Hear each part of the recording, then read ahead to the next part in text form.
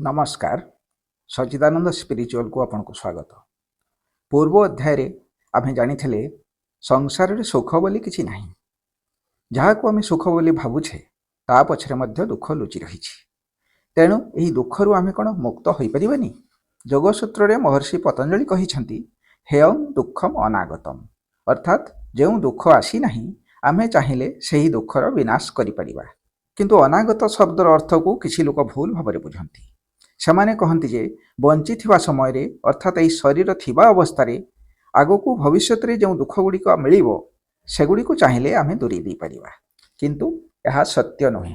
यही शरीर त्याग करिबा परे, अर्थात आमर मृत्यु परे आमको जो नूतन शरीर प्राप्त हेबो तथा से शरीर रे जो सुख दुख भोग हेबो ताहा ही एठारे अनागत शब्द द्वारा व्यक्त करा जायछि। आमे चाहिए सेही दुख को एड़ाई दे परिबा। किंतु यह किपरि संभव? आगामी जन्मर शरीर प्राप्ति कौन आम हाथ में अच्छी? निश्चय अच्छी। आमे चाहिए यार निराकरण करिपरिबा। अर्थात तैयारी हेबाकु थिबा आमर नूतन प्रारब्ध को आमे जदि तैयारी हेबाकु न देबा तेबे आमर मृत्यु परे आमको आउ नूतन शरीर प्राप्त हेबो नहीं कि आमको कौनसी सुख दुख मध्य भोग करने पड़िबो नहीं। तेबे यही दुखर विनाशर उपाय चिंता करने पूर्व प्रथमे आमे जानिबा यही दुखर कारण कौन। यही दुखर कारण विषय रे महर्षि पतंजलि जोगसूत्र कहते द्रष्टृ दृश्य संयोग हेय हेतु, अर्थात द्रष्टा और दृश्यर संयोग ही यही दुखर कारण अटे। तेबे यही द्रष्टा किए और दृश्य किए ताहा हमको एबे जानिबाकु हबो एवं यही द्रष्टा और दृश्यर संयोग को जानी ताहाकु छिन्न करिबाकु हबो। आम भितरे थिबा सूक्ष्म सत्ता जाहाकु आमे मो बोली कहूछे सेही मो ही यही द्रष्टा दृश्य संयोगर परिणाम अटे। तेणु द्रष्टा दृश्यर संयोग हेउछि आम भितरे थिबा आमर जीवात्मा। सेही जीवात्मा भितरे जो चेतन सत्ता अछि ताहा हेउछि द्रष्टा एवं आमे जहाकु मन बा बुद्धि बोली कहूछे ताहा हेउछि दृश्य।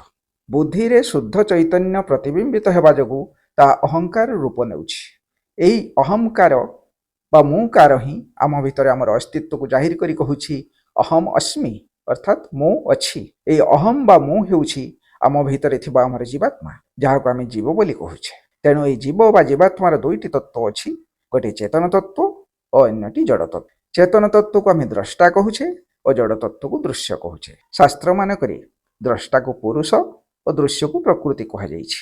तेणु द्रष्टा दृश्यर संयोग बा पुरुष प्रकृतिर संयोग ही आम दुखर कारण अटे। आमे जो कर्म करूछे ताहा एही द्रष्टा और दृश्यर संयोग हेतु होउछि एवं सेही कर्म कर्माशय संचित हो रहुछि। जेतेबेले संचित हो रहिथिबा कर्मर फल प्रदान करिवार समय आसुछि सेतेबेले सेही कर्म फल अनुଯାयी आमर प्रारब्ध तैयारी होछि एवं सेही प्रारब्ध अनुसार आमको नूतन शरीर प्राप्त होछि, जहा फल रे मनुष्य जन्म ठारू मृत्यु पर्यंत सुख दुख भोग करुछि। वेदांत दर्शन रे एही द्रष्टा और दृश्यर संयोग बा पुरुष प्रकृतिर संयोग को जड़ चेतन ग्रंथि बा हृदय ग्रंथि कहा जाए। एही ग्रंथि जेतेबेले छिन्न हुए, अर्थात द्रष्टा और दृश्य बा पुरुष प्रकृतिर संयोग रहे नहीं, सेतेबेले मनुष्य बद्ध जीवरु मुक्त जीवरे परिणत हुए और ताहार समस्त दुख नष्ट हो जाए। आज पई एतिकी। भिडियोटी भल लागिथिले लाइक करी सब्सक्राइब करिवे। रहुछि नमस्कार।